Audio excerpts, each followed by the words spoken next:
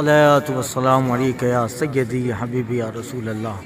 کربلا شریف سے 40 کلومیٹر دور قریہ اولاد مسلم یا مسیب، یہاں حضرت مسلم بن عقیل رضی اللہ تعالیٰ عنہ کے دو صاحبزادے حضرت محمد اور ابراہیم، ان کے مزارات ہیں۔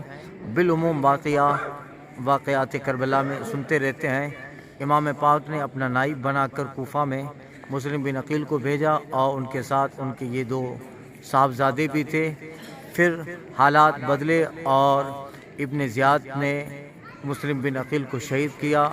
اسی طرح اسے پتہ چلا کہ آپ کے ساتھ آپ کے دو صاحبزادے ہیں، تو ایک ازلی ابدی بدبخت جس کا نام حارث تھا، اس نے ان دونوں صاحبزادوں کو لیا اور دریائے فرات کے پاس جا کر ان دونوں ننھے صاحبزادوں پر رحم نہ کیا، قتل کیا، شہید کر دیا۔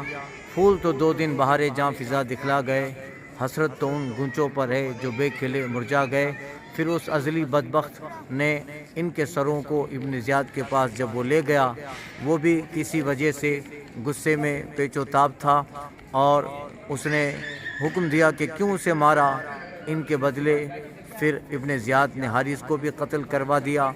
دنیا بھی گئی، آخرت و قبر و حشر کی ساری نعمتیں بھی چلی گئی، مگر یہ دونوں اہل بیت اطہار کے صاحبزادے صدیاں بیت گئی، ان کے مزارات دیکھے، یہاں کی رونقیں دیکھے اور یہاں پر چہل پہل ان کے نام پہ نظر و نیاز اور سبیلے دیکھے۔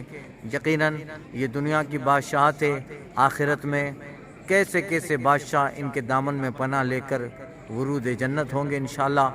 آج الحمدللہ قافلے کے ساتھ حضور قاضی گجرات کی قیادت میں یہاں حاضری نصیب ہوئی۔